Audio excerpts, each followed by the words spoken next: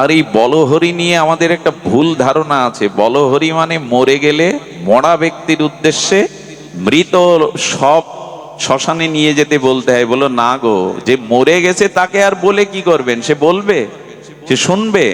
বলহরি কখনো মৃত লাশের জন্য বলা হয় না।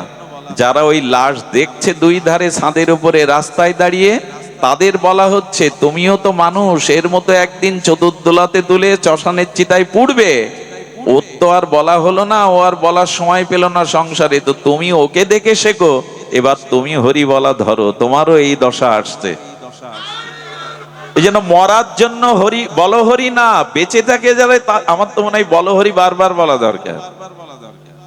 ওই সময় হরি বল, হরি বলটা না মনে গেলেও বলহরিটা আমাদের চমকে দেয়। এই জন্য রাম নাম সত্য, হে ভগবানের নাম সত্য, কিন্তু দোকান খুলেই যদি দোকানদারকে বলেন বলহরি, ও আপনার দিকে তাকাবে না, তিরস্কার করবে। তার মানে এখনো বিশ্বাস আসেনি আমাদের হরি নামের মধ্যে মহামঙ্গল আছে। আমরা আমাদের মতো বুদ্ধিতে বিচার করে নিয়েছি। হরি হরি করে কি হবে, হরি হরি করে যে কি হবে, এই বুদ্ধি কবে আসবে জানেন? সাধু সঙ্গ করলে আসবে, ভাগবত শ্রবণে এই বুদ্ধি আসবে। আপনি যতদিন শুদ্ধ সাধুমুখে হরিকথা শ্রবণ কীর্তন না করবেন, যতদিন ভাগবত জ্ঞান চেতনা আপনার মধ্যে উদয় না হবে, ততদিন এই মঙ্গল আপনি অনুভব করতে পারবেন না। এই উপলব্ধি আপনি কেমন জানেন? শিশুকে পুতুলগুলো কেড়ে নিয়ে, ওই পুতুল খেলা অবশ শিশুর কাছ থেকে মাটির পুতুল কেড়ে নিয়ে একদলা সোনা দিয়ে বলুন, সোনা সোনামণি, মাটির কোনো দাম নেই, এই সোনার অনেক দাম, নিয়ে নাও, তুমি মাটির পুতুল দাও। দেবে তো? ও ছটফট করে কাঁদবে আর বলবে আমার খেলার সাথী দাও, আমার বরবধূ পুতুল দাও, আমি সোনা নেব না, ফেলে দেবে। এর একটাই কারণ, সোনার যে মূল্য তা বোঝবার মতো ওর জ্ঞান বা উপলব্ধি হয়নি। আবার ওই যখন বড় হবে, তখন মাটির খেলনা পুতুলগুলো ছুঁড়ে ফেলে ওই টাকা সোনাকেই জড়িয়ে ধরবে। তেমন আমাদেরও এই বোধাসিনী সংসারে যে একমাত্র পরমানন্দ, একমাত্র জীবনের পরম প্রেয় শ্রেয় হলো ভগবানের নাম, ভগবত ভজন। এই চেতনা খুলবে না।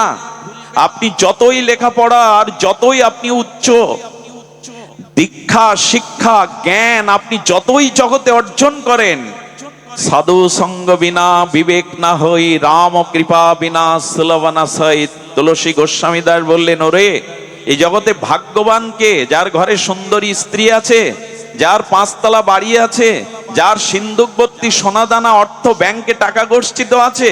ও তো একটা সন্ত্রাসীর বাড়িও থাকে, ও তো একটা চোরের বাড়িতেও থাকে, থাকে না? অনেক ডাকাতের বাড়ি দালান থাকে না? ডাকাতের স্ত্রী সুন্দরী হয় না? ডাকাতের ব্যাংক ব্যালেন্স নাই? তা যদি তোমার বাড়িও থাকলো, তাহলে ভাগ্য কোথায় একজন ডাকাত আর তোমার? বলো, ডাকাতের বাড়িতে সাধুর চরণ ধুলি পড়ে না, ডাকাতের বাড়িতে হরি ভজন হয় না, এই জন্য সে দুর্ভাগা। তোমার বাড়িতে যদি হরি ভজন, হরি নাম, ভগবানের বিগ্রহ সেবা হয়, এই জন্যই তুমি ভাগ্যবান। গাড়ি বাড়ি সুন্দরীর জন্য তুমি ভাগ্যবান নও। তুমি ভাগ্যবান, তোমার গৃহে যুগল আছে, তোমার গৃহে সকাল সন্ধ্যা উলোধ্বনি হয়, শঙ্করধ্বনি হয়, তোমার গৃহে করতাল কাসর বাজিয়ে সকাল সন্ধ্যা ভগবানের দিব্য নাম হয়, এই জন্য তুমি ভাগ্যবান। নালে টাকা সুন্দরী রমণী সোনা দানা তো দস্যুর বাড়িও থাকে, সে ভাগ্যবান হবে? একটা জিনিস শুনুন, ভজন পথে আসুন। মানুষ এখন মানসিক অশান্তিতে ভুগছে। এর মধ্যে এমন কোন মানুষ নাই যাদের মানসিক তাপ নাই। আত্মহত্যার প্রবণতা বাড়ছে, মানুষের উন্মাদনা বাড়ছে, মানুষ ড্রাগগ্রস্ত হয়ে যাচ্ছে। কিশোর যারা, সেই কিশোররা আজ খেলাধুলা, বিনোদন, সৃজনশীল কাজ ছেড়ে তারা আজকে সমাজের অসামাজিক কার্যকালে খুন, রাহাজানি, ড্রাগ আসক্ত হচ্ছে। এর একটা কারণ কি জানেন? মানসিক শান্তি যাতে হয়, মানুষকে তাই দেওয়া যাচ্ছে না। মানসিক প্রশস্তি, মানসিক শান্তি একমাত্র ভগবানের ভজনে আসে। আচ্ছা, আপনার জল পিপাসা লেগেছে, আমি আপনাকে টাটকা মধু খেতে দিলাম, তৃষ্ণা কমবে? মধু তো উৎকৃষ্ট জিনিস, কিন্তু লেগেছে পিপাসা, আমি আপনাকে মধু খেতে দিলাম, এতে পিপাসা কমবে? কমবে না। সুধীবৃন্দ ধ্যান দিন তো, এতে পিপাসা যাবে না, পিপাসা আরো বেড়ে যাবে। এই জন্য বললেন আত্মা যেটা চাই তাই দাও, তবেই ও শান্তি পাবে। আত্মশান্তি পেতে গেলে আত্মার খোরাকটা দাও। তুমি তো চোখের খোরাক দিচ্ছ, কানের খোরাক দিচ্ছ, শব্দ স্পর্শ রূপ জিহ্বার রস দিচ্ছ, কিন্তু আত্মাটা যে কঙ্কাল হয়ে গেল, আত্মার খাদ্য হরিকথা, হরিনাম, ভগবত ভজন আত্মাকে দিচ্ছ না। এই জন্য আত্মা অতৃপ্ত থাকলে মরার পরেও তুমি শান্তি পাবে না। বেঁচে থেকে কি অতৃপ্ত আত্মা পরলোকে গিয়েও শান্তি পাবে না। আত্মার খাদ্যটা দিন। আচ্ছা, গাড়ি চালায় তাকে কি বলে? ড্রাইভার। ড্রাইভারের খাদ্য আর গাড়ির খাদ্য এক। ড্রাইভার কি পায়? অন্ন, জল, সবজি, মাছ ইত্যাদি পায়। আর গাড়ি পায় তেল, মোবিল। এটা বদলে দিন। ড্রাইভারের খাদ্য গাড়িকে দিন, আর গাড়ির খাদ্য ড্রাইভারকে দিন। পরিণাম কি হবে? গাড়িও চলবে না, ড্রাইভারও বাঁচবে না। তো আত্মার খাদ্য আর দেহের খাদ্য আলাদা। আত্মা চাই ভগবানের নাম, ভগবানের রূপ, ভগবানের লীলা, এইগুলি আত্মার খাদ্য, যেটা আপনারা এখন দিচ্ছেন। আত্মা সুন্দর হলে, আত্মা পরিতৃপ্ত হলে এই জগতে আপনার অশান্তি বলে কিছু পাবেন না, এই জগতে আর দুঃখ বলে কিছু দেখবেন না। যথা তরুমূলং নিষেচন, গাছের বৃক্ষের গোড়াতে মূলে জল দিলে শাখা পোশাকায় পল্লবিত হয়ে ফুল ফল পল্লবাতি হয়, কিন্তু যদি গোড়ায় জল না দিয়ে শাখা পোশাকায় জল দেন, ও গাছ বাঁচানো যাবে না। ঠিক তদুপরি আত্মা যদি শান্তি পায়, আত্মার খাদ্য যদি ভগবত ভজন দিতে পারেন, পুরো জন্মটাই আনন্দে ঝকমক করবে। শাখা পোশাকায় যেমন ফুল ফল হয়, গোড়ায় তো জল ঢালি না। আত্মা যে আপনার ভেতরে, ওই হলো প্রিয়, ওই হলো সুখ, ওই হলো আনন্দ। এটা কি বুঝি?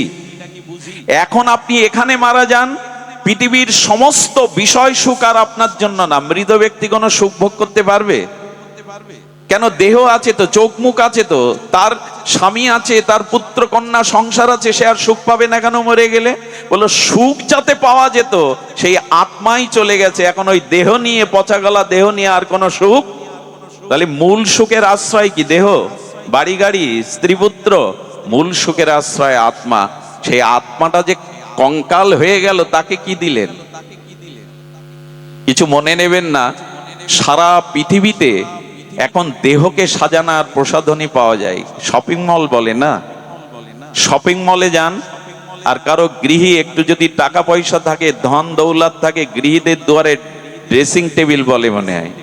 ড্রেসিং টেবিলে যান, পায়ের নখ থেকে মাথার চুল সাজানোর জন্য ওখানে অন্তত 20-30 রকম প্রসাধনী আছে। আছে কিনা? কিন্তু আপনি দেহকে সাজাচ্ছেন, যে দেহ একদিন চিতায় পুড়বে, যে দেহ একদিন ফেলে রাখলে সিগাল কুকুর খেলে ওদের উদরে গিয়ে মলমূত্র রূপান্তরিত আমি আমার দেহ, আর মাটির নিচে সমাধি বা কবর দিলে কিরমিকিট কীটে প্রবন্ধিত হবে। এ দেহে ক্যান্সার হলে যদি থেরাপি দেন, চিনতে পারবেন না তাকে। আমি মনীষা কৈরালাকে দেখেছিলাম, বোম্বের সুন্দরী এক নায়িকা। ওনার ক্যান্সার হওয়ার পরে থেরাপি দেওয়ার পরে বলছি, এই রূপেই ও একসময় বলিউড মাতিয়েছিল, আজ তার দিকে ফিরে তাকানোও যাচ্ছে না। অর্থাৎ এই দেহ পোকায় ভরা, রক্ত মাংসে ভরা, এই কথা আর কার কাজে আসবে? তো সেই দেহকে সাজাবার এত শপিং মল, সেই দেহকে সাজাবার এত প্রসাধনী, কিন্তু আত্মাটা যে কঙ্কাল হয়ে গেল, তাকে সাজাবার কথা মনে হয় না। আত্মাকে সাজান। এখানে আমার মুখে দুটো হরিকথা গুরুদেব আর ভগবান প্রকাশ করছে বলে আপনারা এসেছেন। আমার বাহ্যিক কোনো বিষয়ের জন্য এসেছেন আপনারা? আরে আমার মতো মানুষ রাস্তার আনাচে কানাচে পড়ে আছে, তোমার মুখে দুটো হরিকথা গুরুদেব বলাচ্ছে, তাই আমরা ছুটে এসেছি, তোমার জন্য না। তো হরিকথা আমার বলবার ক্ষমতা আছে। আমার আত্মা যদি হৃদয়ে না থাকে, এই কণ্ঠ আর শব্দ বেরোবে? জিহ্বার কোনো কথা বলবে? আত্মা থেকেই তো আসছে এটা। আত্মা না থাকলে কি কার কথা বলার ক্ষমতা আছে? তাই আনন্দের উৎস হলো আত্মাতে, ভগবানে। এইটা তো দয়া করে বুঝুন। আত্মার খাদ্যটা দিন। বিশ্বকবি এখানে বিশ্বকবি বড় পয়ার দিয়ে গেছেন। তার ঋষি উপলব্ধি, তোমারও অসীমে মনোপ্রাণ লয়ে যত দূরে আমি ধাই, তোমার অনন্ত অসমে আমি যত চলে যাব, তত আমার দুঃখ, জরা, মৃত্যু এগুলি আমাকে আর জ্বালাতন করবে না। আর বিশ্বকবি সেই চিরদিনের আক্ষেপ, আমার হিয়ার মাঝে লুকিয়েছিলে, আমি দেখতে তোমায় পাইনি। আমি বাহির পানে চোখ মেলেছি, আমার হৃদয় পানে চাইনি। এই হলো বিশ্বকবি বলতে চেয়েছেন, যে তোমার হৃদয়ে আনন্দ স্বরূপ আছে তার দিকে তাকাও। যাদের দিকে চাইলে সারা জীবন, তারা কেউ তোমার ব্যথা নিল না, বরঞ্চ ব্যথা দিল। আকাশ থেকে আমাদের ব্যথা দেয় কেউ? মাটি ফুঁড়ে ব্যথা দেয়? যাদেরকে ভালোবেসেছি, জীবন যৌবন দিয়েছি, তারাই ব্যথা দেয়, তারাই যন্ত্রণা দেয়, তারাই পুড়িয়ে মারে। অথচ ওদের সুখের জন্য সারাটি জীবন ওদের পানে চাইলেন, আত্মপানে চাওয়া হলো না। রবীন্দ্রনাথ বলতে বলতে বলেছেন, সুর দিয়েছো তুমি, আমি তোমার গান তো গাইনি।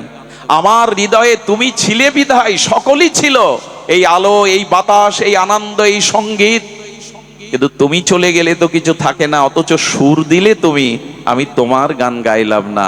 মনুষ্য জন্ম দিলে তুমি, বিবেক দিলে তুমি, তোমার ভজন করলাম না। এটা খুব বুদ্ধিমানের কাজ করছি আমরা। দয়া করে স্মরণে আসুন, ভগবত ভজনে আসুন। স্বামী বিবেকানন্দ ল কলেজের ছাত্র ছিলেন কলকাতায়, অত্যন্ত মেধা সম্পন্ন ইনি। উনি যদি ভালো উকিল হতেন না, কলকাতায় 10টা বাড়ি করতে পারতেন, খুব সুন্দরীকে বিয়ে করে সংসারে ঘর পাততে পারতেন। কিন্তু ভারত সূর্য জগতের যুগনায়ক হতে পারতেন না। মিশনে মিশনে তাকে আরতি পূজা করতো না, বন্দনা করতো না। যদি বড় উকিল হয়ে কলকাতায় 10টা বাড়ি করতেন আর বউ ছেলে মেয়ে সংসার করতেন। জীবন যৌবন সর্বস্ব সঁপে দিয়েছেন গুরুচরণে, সর্বস্ব মানুষের ত্যাগ বৈরাগ্যের পেছনে দিয়েছেন। এই জন্য স্বামীজি যুগানায়ক, ভারত সূর্য বিবেকানন্দ। জগতে তার পূজা হয়। ভগবানকে ভালোবাসুন, কোটি গুণ ভালোবাসা জগতে পাবেন। ভগবানকে ভালো না বাসলে ভালোবাসা ফেরতও পাবেন না। আনন্দময়কে আনন্দ না দিলে আনন্দ হবে না। দেখুন, আপনি যত ভগবানকে আনন্দ দেবেন, তার কোটি গুণ আনন্দ আপনার দিকে চলে আসবে। এর একটা দৃষ্টান্ত দেই। প্রত্যেকের বাড়িতে দর্পণ আছে। দর্পণ মানে আয়না, সাধুদের ঝোলাতেও থাকে তিলক নেওয়ার জন্য। মাঝে মাঝে আমরাও মুখটা দেখি চুলটা আশ্রানোর জন্য। আয়না নাই এমন লোক জগতে নাই। ও সাধুরও আছে, ভিখারিরও আছে, বড় লোকেরও আছে, হয়তো বড় ছোট। আয়নার সামনে সেজে দাঁড়ালে নিজের সাথে কথা বলে মানুষ। বাহ, পোশাকটা তো বেশ, কি বলে ইংরেজিতে, ম্যাচ করেছে। আমি তো মূর্খ, ইংরেজি জানি না, বেশ মানিয়েছে। নিজেকে দেখে, নিজেকে দেখে আনন্দ পায়, আর ওর মধ্যে একটু হেসে দেয়। বাহ, ভালোই তো মানিয়েছে, বেশ দেখাচ্ছে আমাকে। যখন আয়নার সামনে নিজেকে দেখে হাসলেন, আয়নার মধ্য থেকে ও আনন্দটা, হাসিটা আপনার কাছে ফিরিয়ে দেয়। আনন্দ আপনি যত দেবেন, আনন্দ আপনার কাছ থেকে তত ফিরে আসবে। এই জন্য বললেন, অপরকে যত আপনি আনন্দ দেবেন, তাদের থেকে কোটি গুণ আনন্দ তোমার কাছেই আসবে। অপরকে যত সুখ দেবেন, সেই সুখ নিঃস্বার্থভাবে দিলে আপনার কাছেও চলে আসবে। আর ভগবানকে আনন্দকে আনন্দ দিলে কোটি গুণ আনন্দ আপনার কাছে ফিরে আসবে। সেই আনন্দ যদি একবার পান, সেই আনন্দ যদি একবার পান, গুরুনাল্লপি বিলাসচতে, গীতায় ভগবান বললেন, অতি ঘোরতর দুঃখেও তুমি দুঃখিত হবে না। অতি ঘোরতর বিষয় মধ্যেও, তোমার পতনের মধ্যেও তুমি ভগবানের কৃপা আনন্দ খুঁজে পাবে। দুঃখও তোমায় তখন দুঃখ দিতে পারবে না।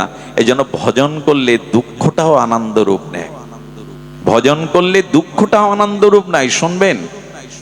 আচ্ছা, যারা বলেন তুমি ভজন ভজন করছো, ভজন করলে তো জগতে দুঃখ পেতে হয়, আরে তোমরাই তো বলো রামচন্দ্র স্বয়ং ভগবান, অথচ সেই রামেশ্বরকে দশরথ মারা গেল, প্রভু বাঁচাতে পারলো না। আচ্ছা, সেই রামেশ্বরকে, রামের কারণে তার মা বিধবা হলো, দশরথ মারা গেল, বিধবা হলো কৌশল্যা। তা রাম, তুমি ভগবান, তুমি বনবাসে গেলে, তার কারণে পিতা মারা গেল, তোমার মা বিধবা হলো, এসব আটকাতে পারলে না, তো তুমি ভগবান কেন? রামচন্দ্র বললেন, ভগবত ভজন করলে বিপদ আসবে না তা নয়, রাজা হওয়ার বেলায় বনবাসও যেতে হতে পারে, কিন্তু তার মধ্যেও তুমি আনন্দ পাবে। রামকে বলা হলো, আপনি কিসের আনন্দ পাচ্ছেন জঙ্গলে গিয়ে?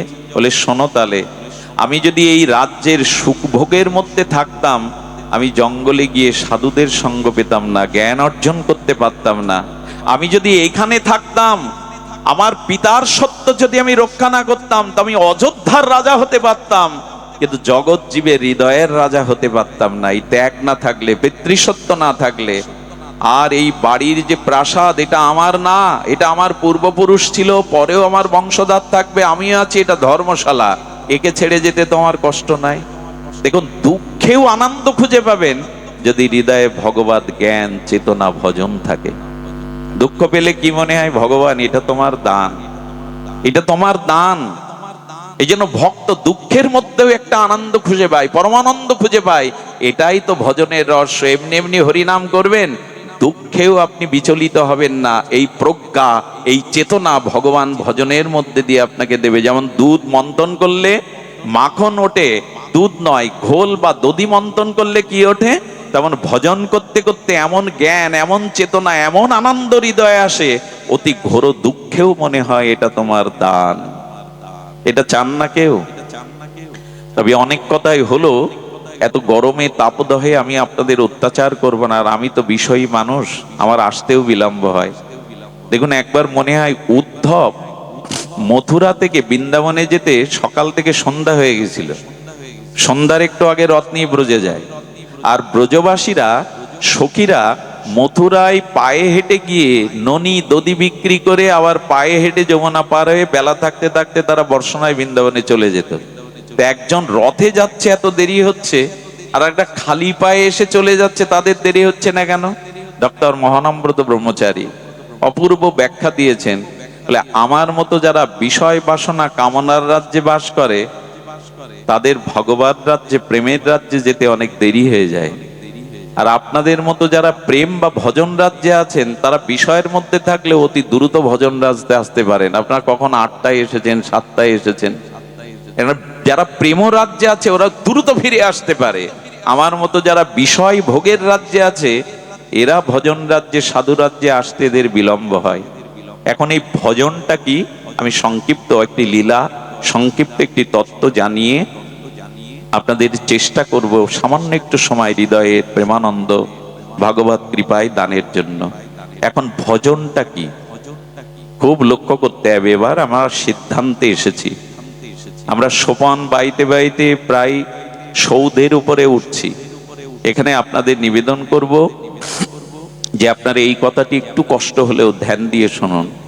ভজন সদ্গুরুদেবের চরণাশ্রয় হলো ভজনের প্রথম সত্য। যদি ভজন করতে চান তাহলে শ্রীগুরুর চরণাশ্রয় অবশ্যই আপনাদের কর্তব্য। শ্রীগুরু চরণাশ্রয় ব্যতীত ভজন শুরু হবে না।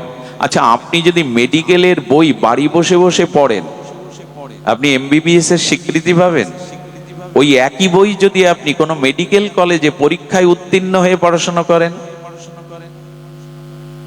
তখন আপনাকে ডাক্তারের সার্টিফিকেট দিয়ে দেবে, এমবিবিএস এর সার্টিফিকেট দিয়ে দেবে। এই জন্য ওটা সরকারি একটা স্বীকৃতি লাগবে। এই স্বীকৃতি না হলে হবে না। তেমনি আপনি যদি বলেন আমাকে গুরুকরণের কি দরকার, আমি কি হরে কৃষ্ণ নাম বলতে পারি না, আমি কি গীতা ভাগবত পড়তে পারি না, বলো কাজ হবে না। কাজ হবে না হলেও আপনি প্রকৃত কল্যাণ পাবেন না।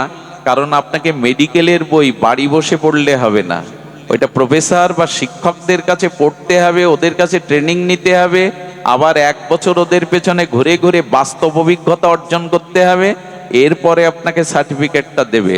ঠিক তেমনি শ্রীগুরু চরণ আশ্রয় ব্যতীত, শ্রীগুরুর কাছ থেকে ভজন শিক্ষা ব্যতীত ভজন রাজ্যে আপনার পরিবেশ অধিকারী নাই। কিন্তু হিন্দুদের এই একটা, সনাতন হিন্দুদের এই একটা জায়গায় দুর্বলতা আছে। বাচ্চার গান শেখানোর জন্য গানের মাস্টার, ফুটবল খেলা শেখানোর জন্য কোচার, ক্রিকেটার করবে বলে কোচার, এমনকি অঙ্ক শেখানোর জন্য অঙ্কের মাস্টার, ইংরেজির জন্য আলাদা মাস্টার। এখন তো বাচ্চাদের সে পড়তে পড়তেই সারাদিন চলে যায়। সব বোঝেন যে তবলা বাজাতে গেলে মাস্টার লাগে, ক্রিকেট শিখতে গেলে কোচার লাগে, ফুটবল শিখতে গেলে কোচার লাগে, প্রশিক্ষক লাগে, অঙ্ক শিখতে গেলে অঙ্কার মাস্টার লাগে। মানুষ হতে গেলে, যে ভগবানের জ্ঞান অর্জন করতে গেলে যে গুরু লাগে, এটাই আমাদের পরিবারের, হিন্দু পরিবারের অনেকেই মনে করেন আরে দীক্ষা আবার কি, দীক্ষা আবার কি, পড়াশোনা কর, ডিগ্রি অর্জন কর, চাকরি বাকরি কর, দীক্ষা আবার কি। আর এখন দীক্ষা নেওয়ার সময় হয়নি। 5 বছর বয়সের বাচ্চাদের কানে একটু হরিনাম দিয়ে দিতে হয়, ওই বীজটা ভেতরে দিয়ে দিতে হয়। যেমন বর্ষাকালে, বর্ষায় স্নাত হলে মাটির গহ্বরে যে বীজগুলো লুকিয়ে থাকে, বীজ ওটা অঙ্কুরিত হয়, হয় কিনা? বর্ষাকালে অনেক আগাছা জন্মায়, বীজগুলো ছিল বলে, জল পেয়েছে বলে বীজ না থাকলে অঙ্কুর হতো না।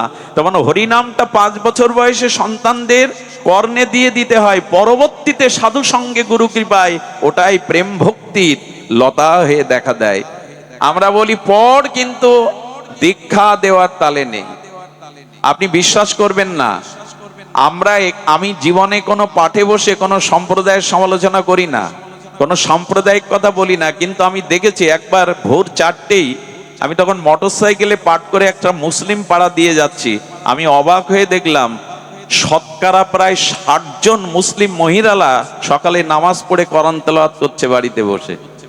আমি অবাক হয়ে গেলাম, শতকরা মুসলিমদের 60 জন মায়েরা সকালবেলা নামাজ আদায় করে কোরআন তেলাওয়াত করে। 60% মহিলারা। আমাদের মঙ্গল আরতি দিতে কটা মা ওঠেন ভোরবেলা?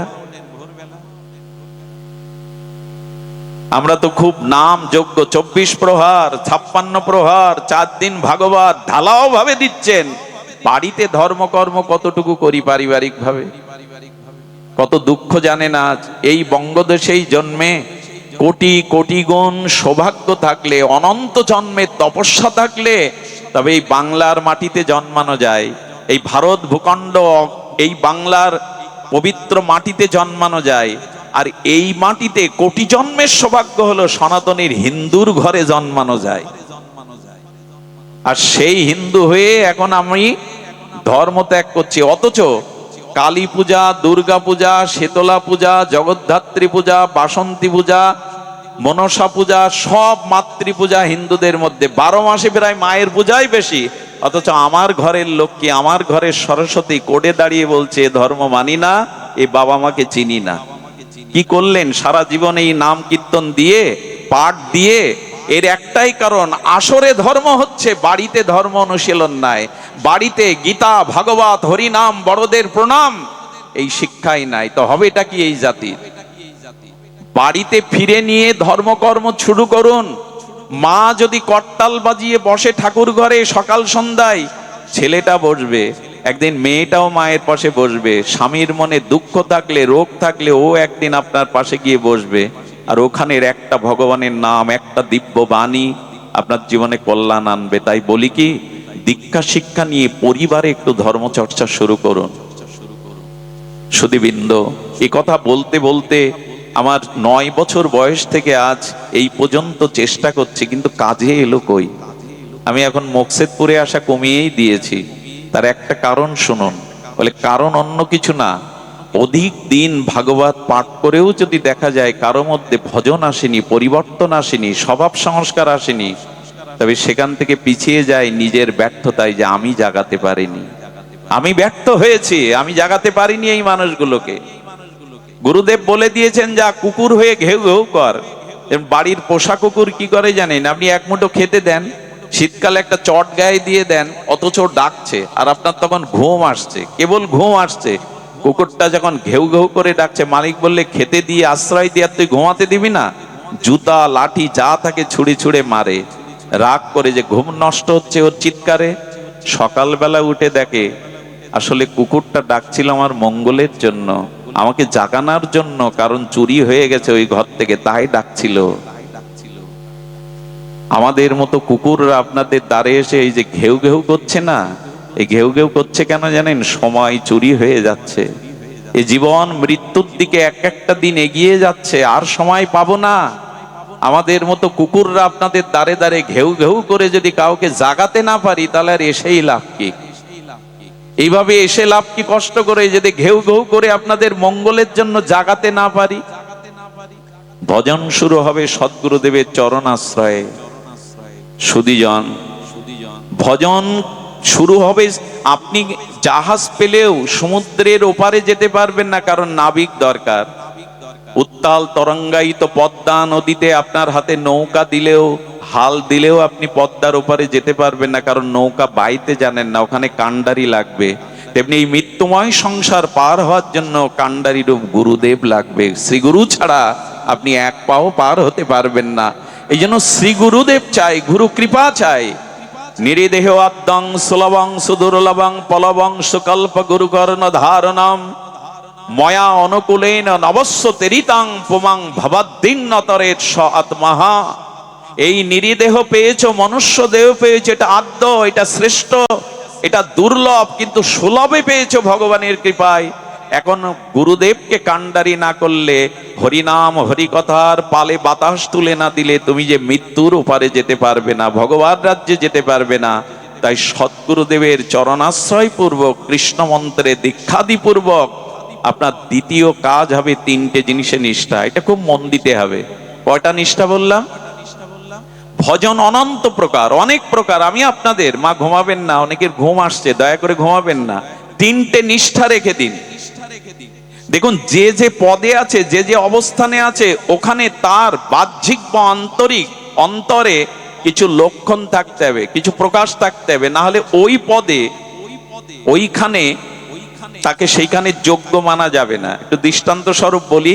কি বললাম? যে ভজনের মধ্যে তিনটে নিষ্ঠা আপনার চরিত্রে আসতে হবে, তবেই আপনি ভজনে প্রবেশ করতে পারবেন, তবেই আপনি ভগবানের কৃপা পাত্র হবেন। কটা বললাম নিষ্ঠা? যে যে পদে থাকে তার কিছু নিষ্ঠা দরকার। ধরুন পুলিশ, আচ্ছা পুলিশ যদি ইউনিফর্ম না পরে দাঁড়ায়, মানবেন তাকে লুঙ্গি পরে দাঁড়ালে? চিনতে পারবেন এ পুলিশ? তার মানে তার বাহ্যিক কিছু লক্ষণ থাকতে হবে। পুলিশের ইউনিফর্মে আবার ওদের র্যাঙ্ক লেখা থাকে, থাকে কিনা? এসপি কিনা, এটা লেখা থাকে না? র্যাঙ্ক একটা অলংকার তার, এটা হলো তার বাইরের অলংকার। এবং তার পোশাক, তার কাছে আগ্নেয় অস্ত্র থাকে কিনা, পুলিশের কাছে আগ্নেয় অস্ত্র থাকে কিনা, এগুলি থাকাটাই তার বাইরের নিষ্ঠা বা ওই পদের পরিচয়। আর অন্তর কিছু পরিচয় আছে, লোকের চোখ দেখলে বুঝবে অপরাধী কিনা, চোর কিনা, ডাকাত কিনা, এই গুণও থাকা চাই কিনা, এবং ওর বীর বিক্রম চাই কিনা, প্রশ্নের পরে প্রশ্ন করে আপনার দুর্বলতাকে ধরবার মতো তার মেধা থাকতে হবে কিনা, হবে কিনা বলুন? এটা তার ভেতরের পরিচয়, পরিচয় কিনা? আচ্ছা, নববধূকে কি দেখে বোঝা যায় যিনি সদ্য বিবাহিত পরিণত নববধূ? বোঝা যাবে তার হাতে মেহেন্দি থাকবে, পায়ে আলতা থাকবে, সিঁদুরটা নূতন দিচ্ছে তো একটু বেশি দেখা যাবে, তাই না? তার হাতে বালা থাকবে, শাখা থাকবে, এগুলো একটি বিবাহিত পরিণত পরিণীতা আর কুলবধূ প্রেয়সীর চিহ্ন। আর তার ভেতরের ভেতরের নিষ্ঠা কি? একটা বাইরের, একটা অন্তরের। মা ঘুমাচ্ছে, দেখে দাও, ঘুমায় না, সামনে ঘুমালে বড় কষ্ট হয়। সুধীজন, একটু ধ্যান দিন। আচ্ছা, নূতন বিবাহিত আর এই যে নূতন বিবাহিত হয়ে আপনার ঘরে যে নূতন বধূ এসছে, এর কিছু বাহ্যিক লক্ষ্য থাকবে না? মুখে একটু লজ্জা রাঙা থাকবে, মেহেন্দি হাতে থাকবে, সিঁদুরটা চকচক করবে, হাতে নূতন শাখা, পায়ে আলতা, এগুলিই তো বলে দেয় এই নূতন বধূ। আর তার ভেতরের লক্ষণ কি? ভেতরের লক্ষণ হলো আবেগ, স্বামীর প্রতি কিছুটা একটু আন্তরিক ভালোবাসা, পরিবারের সবার প্রতি শ্রদ্ধাবোধ, এটা প্রথম থাকে কিনা, এটা ভেতরের লক্ষণ। আর একটা বাইরের লক্ষণ। এখন আপনি ভজন করে ভক্তি জীবনে এসছেন, আপনারও দুটো লক্ষণ থাকতে হবে, নিষ্ঠা তিনটে থাকতে হবে। আমি দুটো বলি, বেশি সময় পাবো না। দুটো লক্ষণ যদি থাকে আপনার, আপনি ভগবান রাজ্যে এসেছেন, আপনি ভগবত ভজন শুভ শুরু করেছেন। এই বাবা, আপনি ভগবত রাজ্যের অধিকারী হয়েছেন। সুধীবৃন্দ, এই জন্য এই দুটি নিষ্ঠা, তিনটে নিষ্ঠা বৈষ্ণবের থাকতে হবে, ভক্তের থাকতে হবে। প্রথম নিষ্ঠাটি হলো, শাস্ত্রে বলছেন হরি নামে নিষ্ঠা। আচ্ছা, যে যাকে ভালোবাসে তার কথা কেউ বললে কানে এলে ভালো লাগে কিনা আপনার? কিছু মনে করবেন না, বাহ্যিক কথা। একটা ছেলে সাইনবোর্ডে 10-12 বার পড়ছে সাইনবোর্ডটা। আমি তাকে বললাম, সাইনবোর্ড এতবার পড়ছো কেন? বললো, দাদা কিছু মনে করবেন না, আমি যাকে ভালোবাসি তার নামটা এখানে লেখা আছে। যে যাকে ভালোবাসে, কোন যুবক যদি কোনো যুবতীকে প্রণয় তার মধ্যে থাকে, তবে যুবতীর গ্রামের বাড়ির যে নামটা, ওইটা দেখলে 4 বার দেখে। এগুলো আবেগ, কারণ ওর ভালোবাসার মধ্যে ওর গ্রামকেও সে ভালোবেসে ফেলেছে। ওই গ্রামে দেখে কল্পনার সাগর বলে, তোমাদের গ্রামটা তো বেশ সুন্দর, নদী আছে, সবুজ বনায়ন আছে, ওর সব ভালো লাগতে থাকে। যেখানে ওর ভালোবাসার মানুষ আছে, ওর কাছে সব ভালো লাগতে শুরু করে। তা আপনি যদি ভগবানের ভজনে আসেন, তো ভগবানের নামে আপনার নিষ্ঠা আসবে কিনা? আপনার পুত্রের প্রশংসা যদি আপনার সামনে কেউ করে, ভালো লাগবে কিনা? কিন্তু যার প্রতি ভালোবাসা নেই তার কথা বললে ভালো লাগবে আপনার? তা আপনি ভজনে এসেছেন, এটা প্রথম নিষ্ঠা হলো হরিনামে আপনার হৃদয় পুলকিত হবে, হরিনামে আপনার আনন্দ হবে, হরিনাম শুনতে আপনার ভালো লাগবে। এটাই আপনার ভালো না বাসলে তার কথা ভালো লাগে, তার নাম ভালো লাগে। আরে কিছু মনে করবেন না, এখন ভালোবাসলে হাতে কি করে কি দেয়, ওটা খোদাই করে দেয়, রক্ত দিয়ে লেখে তার নাম। ভালোবাসা আছে বলেই তো বুকে হাতে ওইগুলো লেখেছে। এবার বিড়ম্বনা, এখন জগতে এগুলো বিড়ম্বনা, হাতে লেখে। ভগবানকে ভালোবাসলে আপনার প্রথম ভজন নিষ্ঠা ধরা পড়বে, তার নামে আপনার নিষ্ঠা আসবে, ঘুম পাবে না, আপনার নিদ্রা আসবে না।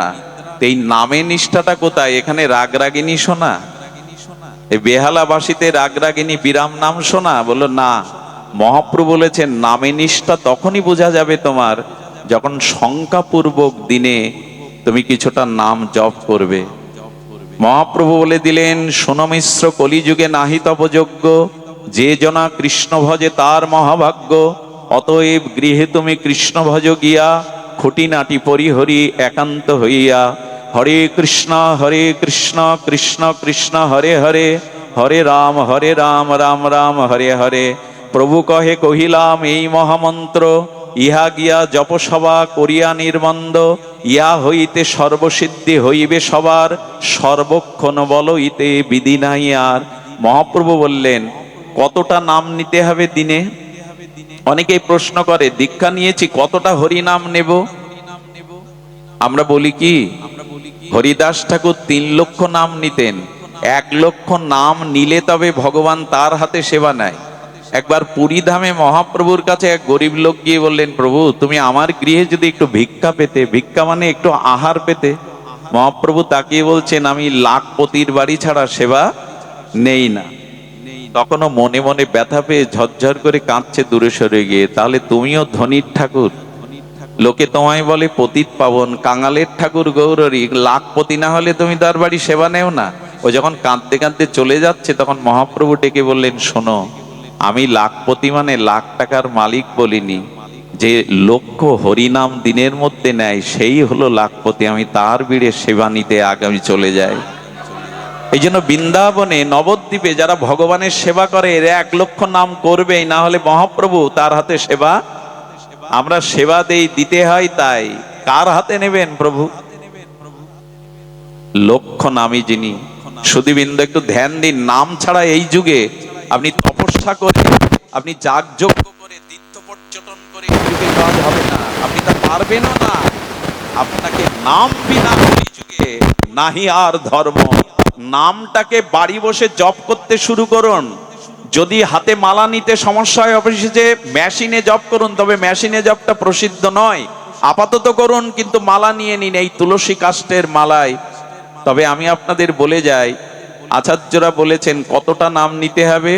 শাস্ত্রে বলেছেন 21,600 বার অন্তত ন্যূনতম আপনাকে নাম নিতে হবে। তার কারণ একটা মানুষ দিন রাত্রে নিঃশ্বাস প্রশ্বাস 21,600 বার গ্রহণ করে আর প্রত্যাহার করে। তবে 21,600 বার আমরা নিঃশ্বাস প্রশ্বাস নিতে পারবো না। এই জন্য 16 মালা করলে 25,000 নাম হয়। কয় মালা? 16 মালা জপ করলে কয় হাজার হয়? 25,000। অন্তত ন্যূনম পক্ষে এটা 1 ঘন্টা 1 ঘন্টা 10 মিনিটে হয়ে যাবে। ভগবানের জন্য 1 ঘন্টা সময় 24 ঘন্টায় দেবেন না?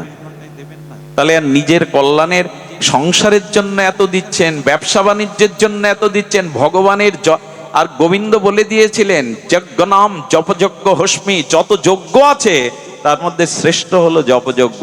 শুধু এইখানে 24 প্রহার নাম যজ্ঞ না, ভগবানের নাম জপ করাই হলো নাম যজ্ঞ। এটা কজন করি আমরা? এই জন্য নামে নিষ্ঠা আসতে হবে। নাম খোলকত্তাল বাজলেই যেন হৃদয় বেজে ওঠে, কান খাড়া হয়ে ওঠে। কারণ যে যাকে ভালোবাসে তার প্রথম নিষ্ঠা, প্রথম লক্ষণ হলো তার নাম তার মধুর লাগবে, নাম তার ভালো লাগবে। মহাপ্রভু হরি নামে গলদ অশ্রু, আর মহাপ্রভু কাঁদতেন, ধুলাই লোটাতেন। স্বয়ং ভগবান তার নিজের স্বমহিমাযুক্ত নাম নিয়ে তিনি কখনো কাঁদেন, কখনো গড়াগড়ি যান, কখনো উত্তালিত হয়ে ছুটে যান। তার নামে তার এত প্রেম। একবার নিজের কাছে প্রশ্ন করুন তো, হরি নামে আমার কতটা নিষ্ঠা এলো যে আমি ভজনে প্রবেশ করেছি। দয়া করে, কৃপা করে বাড়ি বসে একটা সময় দিন নামে। এটা ছাড়া কোনো সম্পদ নাই। এক কৃষ্ণ নামের মহিমা কেমন জানেন? সূর্য গ্রহণে যদি 1 কোটি গাভী দান করেন, যেটা কল্পনাতেও সম্ভব না, গ্রহণকালে যদি 1 কোটি দুগ্ধবৎসল গাভী দান করেন, সুমেরু পর্বতের ন্যায় যদি কোনো সোনা দান করেন, আর যদি কোটি কোটি অশ্বমেধ যজ্ঞও করেন, এক কৃষ্ণ নামের তুলনায় তার শত সহস্রের 1 ভাগও না। যদি সূর্যগ্রহণকালে 1 কোটি গোদান করেন, আর যদি তীর্থে 1 কল্পকাল বাস করেন, প্রয়াগে গঙ্গার তীরে 1 কল্পকাল যদি বাস করেন, সুমেরু পর্বত সম সুবর্ণ দান যদি অন্যকে দেন, তবে একটা কৃষ্ণ নামের 1000 অংশের 1 অংশও হবে না। সেই নাম দিন চলে গেল, জিহ্বা পেলাম, বললাম না। দিবস যামিনী আবোল তাবোল, কত পাঁচাল পাড়িতে পারো, তার মাঝে একবারও কি রাধা মাধব বলিতে নারো? কিছু মনে করবেন না, হোঁচট লাগলে, হাই তুলতে গেলে, একটু আড়ামোড়া খেতে গেলে একটু ভগবানের নামটা অভ্যাস করে দিন, হা রাধে বলে দিন না, ওই নাম হয়ে যাবে। আমরা বাবা গো মা গো বলি, কি বলি? মুসলিমদের দেখেছি, ওরা গাদন খেলাতেই নারাই তাকবীর, ওরা জিতলে নারাই তাকবীর। আমাদের বেলায় পায়ে উসর লাগলেই বলে ওদের প্রশংসা করছো কেন? এটা বাস্তবে দেখেছি আমি। ওরা বিসমিল্লাহ ছাড়া কোনো নাম শুরু করে না। আমাদের ওইখানেই গলদ, বাবা গো মা গো হ্যাঁ গো এই। আর বাচ্চাদের নাম যা এখন রাখি আমরা, অন্তত অজামিল তো নারায়ণ নাম রাখাই উদ্ধার হয়ে গেল। কি সব নাম, সব সিরিয়ালের নাম। দয়া করে বাচ্চা কাচ্চা হলে আচার্য গুরুদেবের কাছে তার রাশির আদ্যক্ষর অনুযায়ী নাম রাখবেন। ওই নামের মধ্যে আশীর্বাদ থাকে, করুণা থাকে। নামটাও যেন তেন রাখতে নাই, এটাও একটা সংস্কার। আমাদের যে 24টা বা 22টা সংস্কার আছে, নামকরণ একটা সংস্কার। শ্রীকৃষ্ণের নামকরণ নন্দ বাবা করেনি, যশোদা করেনি, গর্গাচার্য এসে করেছিলেন। রামচন্দ্রের, লক্ষণের, ভরত, শত্রুঘ্নের নাম বাবা মা রাখেনি, উনি রাজা তবু রাখেননি, রেখেছিলেন গুরু বশিষ্ঠ দেব। এগুলো মনে রাখি আমরা। কত নাম, আর সেসব নামের কি তা সে বোঝা যায় না, কত কি নাম। দয়া করে এইসব সংস্কারে আসুন। আমি বলছিলাম, নাম হাই তুলতে গিয়ে, অলসতা ছাড়তে গিয়ে, ভোরবেলা ঘুম থেকে উঠতে গিয়ে অন্তত হা গৌরাঙ্গ, হা রাধে এরকম একটু বলা শুরু করুন। ওই নাম একবার বললেই আপনার সারাদিনের কোথাও না কোথাও চিত্তে ওই নামের মাধুর্য রেগে থাকবে। সুধীবৃন্দর, একটা জিনিস বলি, এই নিষ্ঠাটা দরকার। 3টে নিষ্ঠার মধ্যে এক নাম নিষ্ঠা। আমার হাতে সময় নেই, এই জন্য দ্রুত বলে যায়। দ্বিতীয় নিষ্ঠাটি হলো তুলসী নিষ্ঠা। আচ্ছা, আজ পর্যন্ত দেখেছেন ভাগবত পাঠে তুলসী বিন্দাজি নেই? বিন্দাজি না থাকলে সেখানে ভাগবত হবে না। এই তুলসী হলো দ্বিতীয় নিষ্ঠা। তুলসীতে নিষ্ঠা না হলে আপনার ভজন, আপনার প্রেম ভক্তি হবে না। খুব ধ্যান দিতে হবে। তুলসীতে আমাদের গৃহে গৃহে আছে। আচ্ছা, আপনি 56 ব্যঞ্জন রান্না করলেন, 64 মন্ত্রের ভোগ করলেন, ওদের তুলসী না দিলে গোবিন্দ নেবে? 56 ব্যঞ্জন, 64 মন্ত্রের ভোগ, অথচ তুলসী দিলেন না। শুনে রাখুন, 1 গ্লাস ভগবানের পানীয় জলে তুলসী না দিলে ওটা রাধারানী নেবে না। গ্রহণ, তুলসীবিহীন কোন বস্তু ভগবান গ্রহণ করবে না। তাহলে তুলসী ছাড়া এই দেহটাও ভগবান গ্রহণ করে কি করে? তুলসী ছাড়া এই দেহটাও ভগবান গ্রহণ করে কি করে?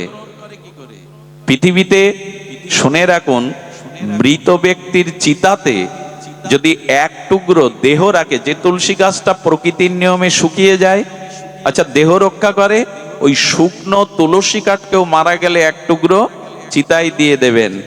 অনন্ত পাপ ভস্মীভূত হয়ে সে ভগবত চরণ পাওয়ার অধিকারী রাখে। একটা তুলসী শুকনো কাঠ, ওই তুলসী থেকে ছিঁড়ে নেওয়া যাবে না। যে গাছটা দেহ রক্ষা করেছে, ওই কাঠ দিয়ে যদি তুলো ঘি দিয়ে একটু ভগবানের প্রদীপ জ্বালান, ভগবান পরম প্রসন্ন হন। তুলসীর কাঠ দিয়ে তাকে দীপদান দিলে। এই যে মাসটা গেল দীপদানের, এটা ব্রজে অনেকেই ওটি দেয়। তুলসী বিহীন কোন কর্ম ভগবান গ্রহণ করবেন না। তুলসীকে গোবিন্দের প্রেয়সী, গোবিন্দ সব থেকে বেশি ভালোবাসেন প্রেয়সী। প্রেয়সীকে তো ভালোবাসবেই প্রভু, তুলসী ছাড়া কোনো কাজ হয় না। এই তুলসী নিষ্ঠা এসেছে আমাদের। সুধীবৃন্দ, প্রসাদে তুলসী না দিলে 56 ব্যঞ্জন গ্রহণ করবেন না। যারা দীক্ষিত ভক্ত তাদেরও উচিত তুলসীবিহীন কোনো বস্তু না আহার করা। তুলসী দিয়ে একটু জগন্নাথের প্রসাদ না দিয়ে অপ্রসাদিত কিছু পেতে নেই। সুধীবৃন্দ, নিবেদন করি দ্বিতীয় নিষ্ঠা হলো তুলসীতে। দয়া করে যদি হিন্দু হয়ে থাকেন, আমি জানি না কোন সম্প্রদায়ের, তবে তুলসীর একটা মালা গলায় সরু করে হলেও দিন। 56 ভোগও ভগবান গ্রহণ করবে না তুলসীর স্পর্শ ছাড়া। আমার এত বড় দেহটা ভগবান গ্রহণ করবে কি করে? বলে তুলসীর মালা গলায় দিয়ে যদি মিথ্যা বলি, প্রবঞ্চনা করি, লোক ঠকাই, তবে শুনুন, অনেকেই বলে দাদা এখন ব্যবসা করি আর অনেক মিথ্যা বলতে হয়, এখন আর এই অজুহাতে অনেকেই গলে মালা দেয় না। আমি তাকে উল্টে প্রশ্ন করি, তুলসীর গলা মালাই দিয়ে মিথ্যা বললে দোষ হবে, আর মালা গলায় না দিয়ে বললে দোষ হবে না? তাই মালা গলায় নাই, মিথ্যা বললেন, ওদের তো কি জাতীয় বুদ্ধি আমাদের! সাধু সঙ্গ না করে করে, শাস্ত্রগান না নিয়ে আজকাল প্রায় লোক বলে মালা কি করে নেব, 1000টা মিথ্যা বলতে হয়, 1000টা মিথ্যা কথা বলতে হয়, তো মালা গলায় নিয়ে মিথ্যা কথা বলবো। আরে গলায় মালা না দিয়েও মিথ্যা মিথ্যাই সমপরিমাণ পাপ। বরং যেটা দিলে কি হবে জানেন? এটা দিলে একবারও মনে হবে আপনার, কারণ গাছের একটা ক্রিয়া আছে, শিকড়ের একটা মহিমা আছে। লজ্জাবতী গাছে আজও হাত দিলে ওর পাতা বন্ধ হয়ে যায়, ওর অনুভূতি নাই, স্পন্দন নাই। তুলসী কাঠের মহিমা বেদে যেভাবে বলা আছে, আমাদের বেদের ভাগে যেভাবে বলা আছে, তা অদ্বিতীয় তুলসী মহিমা। যেখানে তুলসী বাগান ওইখানে গোবিন্দের বাস, ওখানেই রাধারানীর বাস। পদ্ম এবং তুলসী যেখানে, হরিকথা যেখানে, ওখানে ভগবান বাস করেন। তো বললেন তুলসীর মালা গলায় দিলে 10টা মিথ্যার মধ্যে একবার বিবেক বলে উঠবে, একটা তো কমা। আচ্ছা, আমি যদি শিকারে রেখে আর বড় তুলসীর মালা রেখে এখন সিডির দোকানে গিয়ে বসি, চায়ের দোকানে গিয়ে বসি, সিনেমা হলে বসি, পেছনে যে বসে আছে সে একবার হলেও ঠাট্টা করে শিকাটা নয়, বেটা তোর জায়গা তো এইটা না। এগুলো আমাদের রক্ষাও করে, এগুলো আমাদের রক্ষাও করে। তোর জায়গা তো সিনেমা হল না, তুই এখানে কেন? এগুলো আমাদের জাতীয় পরিচয় দেয়, আমি সনাতনী হিন্দু। সোনার চেন গলায় দিতে আমাদের কত আনন্দ হয়, অথচ যা গলায় পড়লে সাক্ষাৎ ভক্তি ভগবান দিতে পারেন, সেটাই আমাদের লজ্জা। আমাদের মঙ্গল চাই কোন মুখে আমরা? আরে বিদেশিদের দিকে তাকান, জার্মানি, ইউরোপের দিকে তাকান, তারা তুলসীর মালা নিয়ে এখন নবদ্বীপে, মায়াপুরে নৃত্য করছে। আপনার আমার বাধা। একটা অন্তত চিহ্ন রাখুন। একটা কথা বলি, হৃদয়ে লিখে নিয়ে নেন। তুলসীর গলা মালাই নিয়ে যদি আপনি মৃত্যুবরণ করেন, আমি শাস্ত্র থেকে দৃঢ় কণ্ঠে বলছি, আপনাকে নরকগামী হতে হবে না, অধঃপতনে যেতে হবে না। লিখে নিন আপনি। তুলসীর গলা মালায় তিলক যদি থাকে, যম নির্ঘাত বলেছেন, ভগবান বলেছেন, একে তুমি নরকগামী করতে পারবে না। কোথাও না কোথাও তার মঙ্গল লুকিয়ে থাকবে। প্রমাণ নেবেন, যুক্তি নেবেন? একবার আমাদের এক আচার্য পাঠ করতে যাচ্ছেন জঙ্গলের মধ্যে দিয়ে, জঙ্গলে 150 গাড়ি আটকে গেছে। কেন জানেন?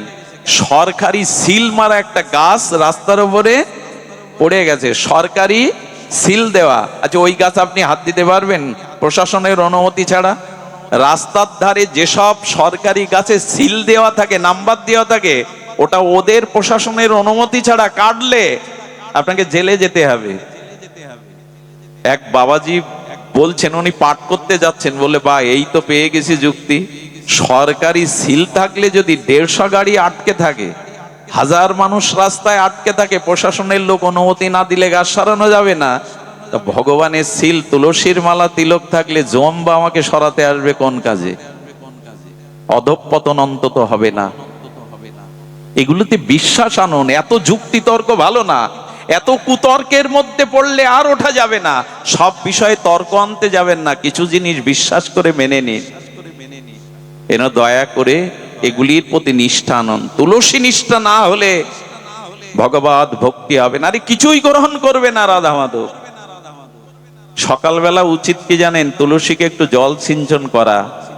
আর তুলসীর 9 ভাবে সেবা হয়: তুলসী দর্শন, তুলসী স্পর্শন, শ্রাবণে তুলসী, শ্রাবণে আষাঢ়ে রোপণ, তুলসী সংরক্ষণ যাতে পাতা খেয়ে না যায়, আর তুলসী চয়ন, গোবিন্দ চরণে পূজন, আর তুলসী আরতি, তুলসী পরিক্রমা।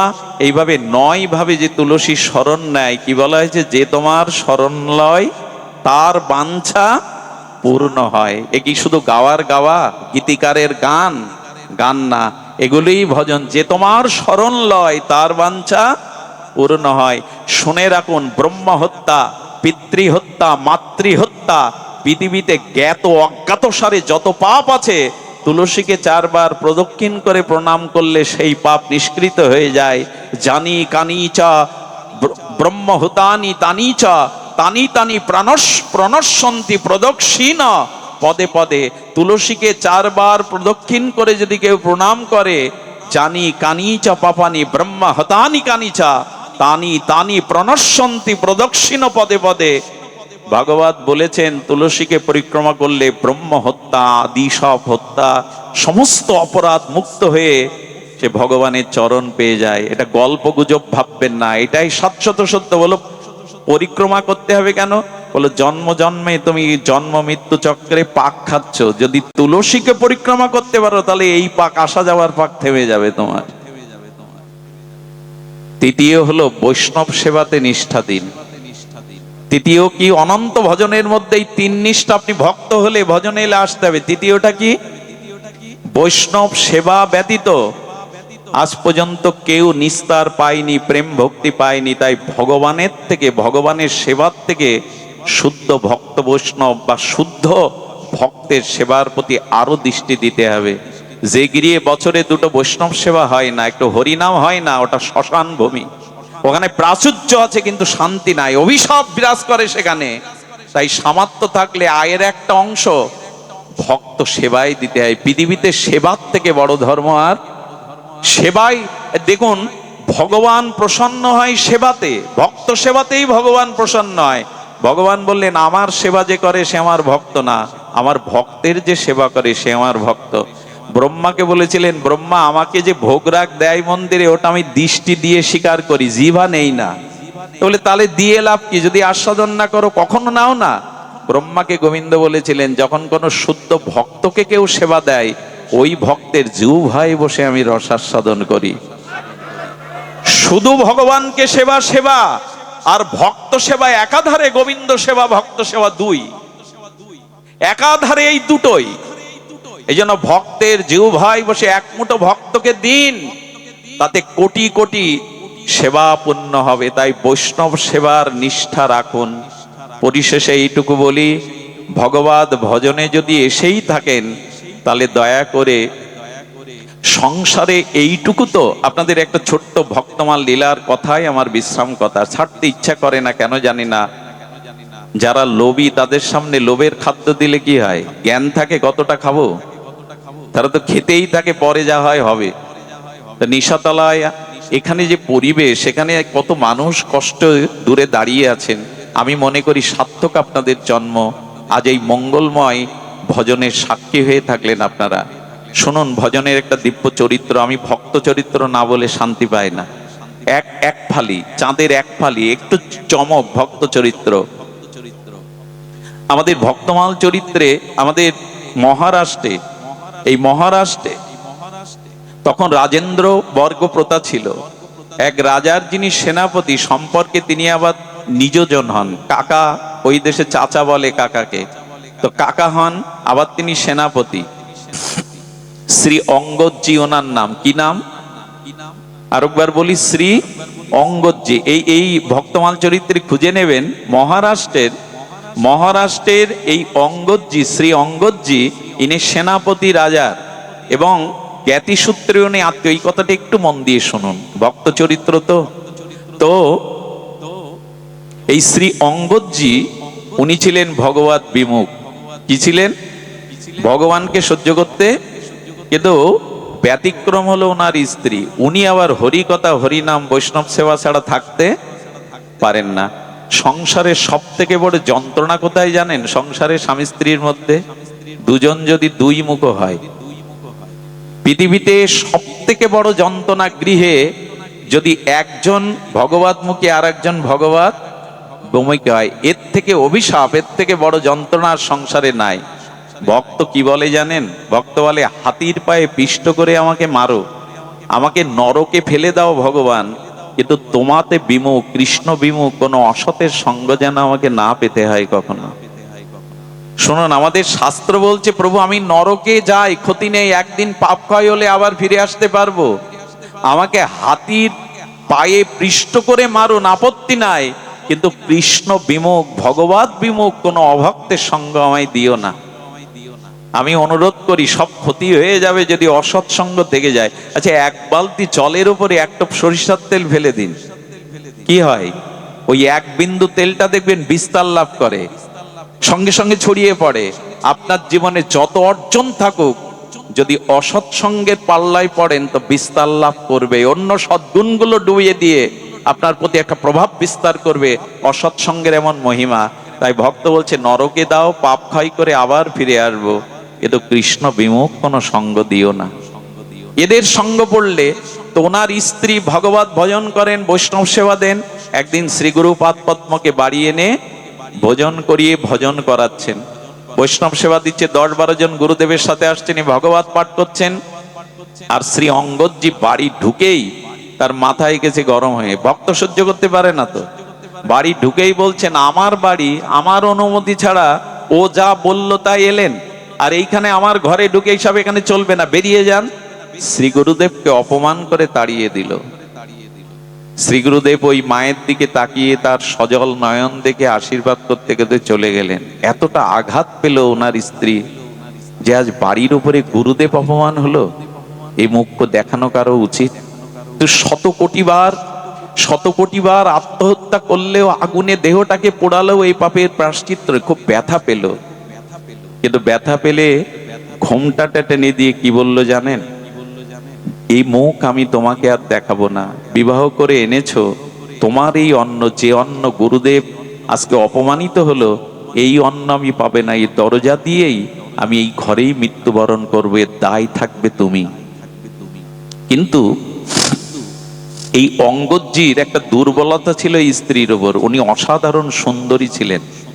আর সুন্দরের প্রতি তো মানুষের দুটো জিনিসে খুব আকর্ষণ হয়, টাকাতে আর রূপে। এই দুটো যেখানে দেখবেন সেখানে আকর্ষণটা খুব তীব্র হয়ে ওঠে, রূপ এবং অর্থ যেখানে আছে। যেমন মধু থাকলে ফুলের মধ্যে, ভ্রমরকে ডাকতে হবে না, নিমন্ত্রণ করতে হবে না, ওরা এমনি এসে যাবে, প্রজাপতি ভ্রমর।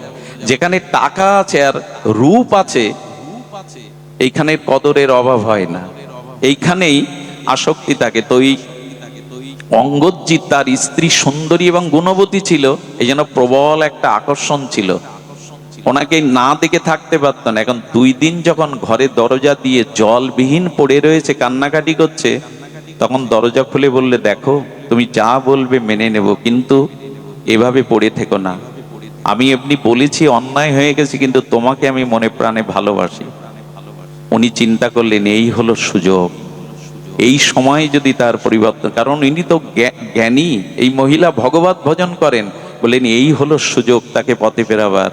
দরজা খোলার আগে বললে, একটা সত্যে যদি রাজি থাকো তবে আমি ঘুমটা খুলতে পারি, মুখ দেখাতে পারি, অন্ন জল পেতে পারি। সেটা হলো, আজ থেকে তোমাকে সাধুগুরু বৈষ্ণব সেবা নিজে করতে হবে, তাদেরকে আর কখনো উপেক্ষা করতে পারবে না। আসলে মোহ আছে তো স্ত্রীর প্রতি, অপরূপ রূপ আছে। ও সিদ্ধান্ত নিল, হ্যাঁ আমি দীক্ষা নিয়ে তোমারিতে আর কখনো বাধা দেব না, আর আমিও এই পথে আসবো। সুধীমণ্ডলী গুরুদেবের কাছে গিয়ে ক্ষমা চাইলেন, আমাকে ক্ষমা করুন। সাধুর গুণ তো ক্ষমা করা। দীক্ষা নিলেন।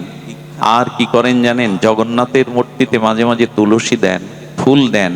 ধীরে ধীরে, আমি একটা কথা বলি আপনাদের, কারো ঘরে যদি গুণবতী স্ত্রী থাকে, কারো ঘরে যদি সতীসাধ্যী রমণী থাকে, আর সে যদি একটু ভগবতমুখী হয়, তবে অসুরকেও সে মানুষ করতে পারে, এই ক্ষমতা ওদের আছে।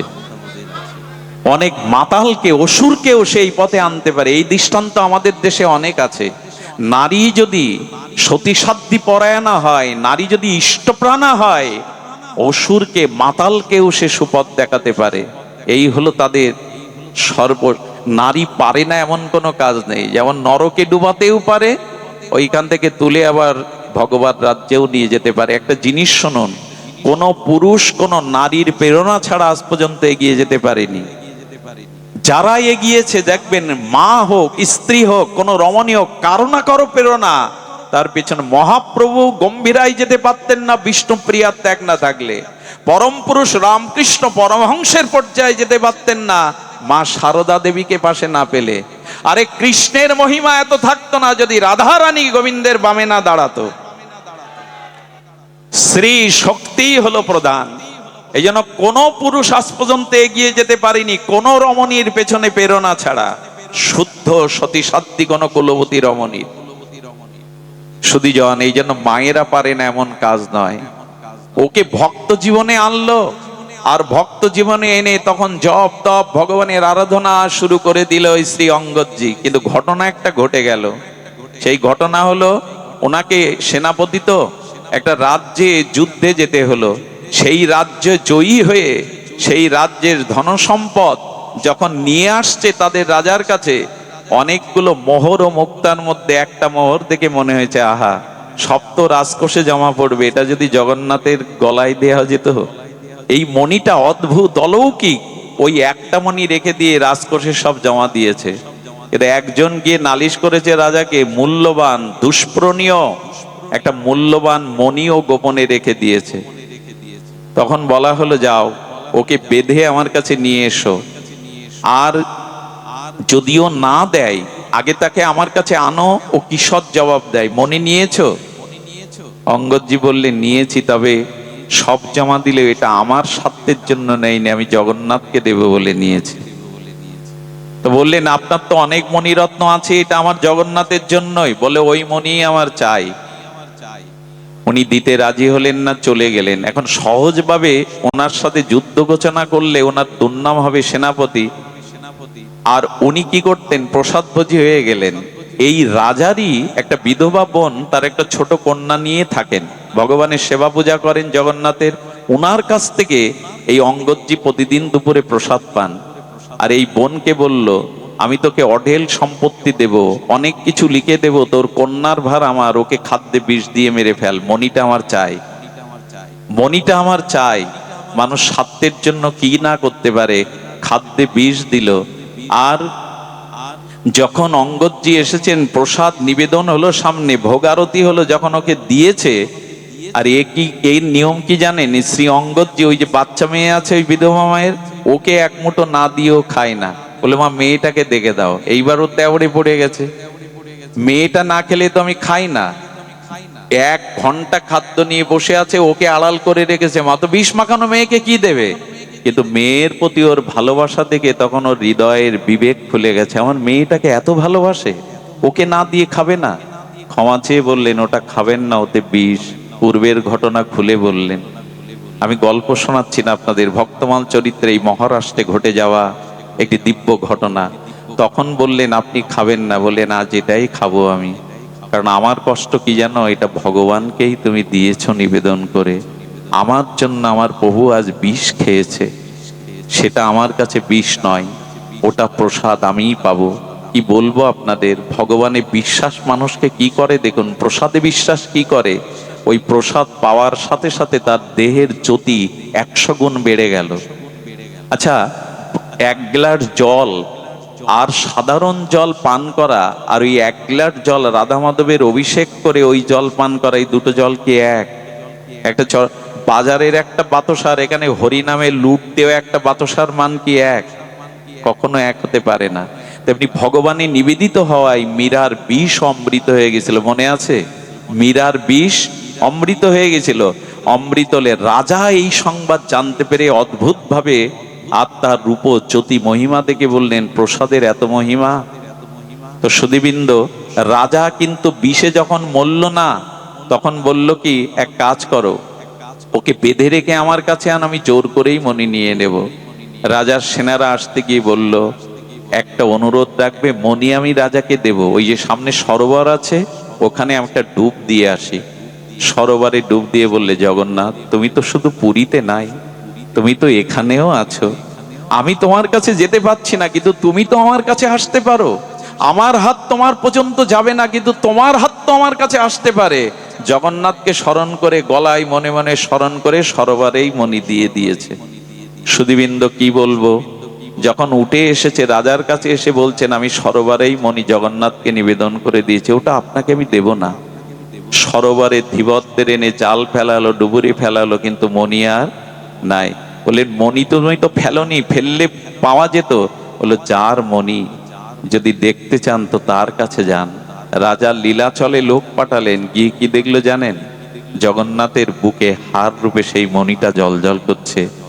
এবং আজও আজও প্রতিদিন সিঙ্গার করে জগন্নাথকে ওই মণিটা পরানো হয়। আজও আজকের দিনেও জগন্নাথকে ওই মণিটাই পরানো হয়। এই হলো ভক্তের নিবেদিত ভক্তিতে ভগবানের গ্রহণ। যে যেখানে থাকুন ওইখান থেকে মন প্রাণ একটু ভগবানকে দিন। নিশাতলার এই তৃতীয় দিবসীয় ভাগবত আজ বিশ্রাম পেল। আগামী দিনের নামযজ্ঞ সার্থক হোক, পরিপূর্ণ হোক। সনাতনী যারা এখানে এসেছেন, মায়েরা বাবারা, আপনাদের পরমার্থিক ভক্তি কামনা করে, শান্তি কামনা করে এখানে এই হরিকথার বিশ্রাম। শ্রী গুরু প্রেমানন্দে গৌর হরি বল জয়। প্রসাদ নিয়ে যাবেন। 23শে কার্তিক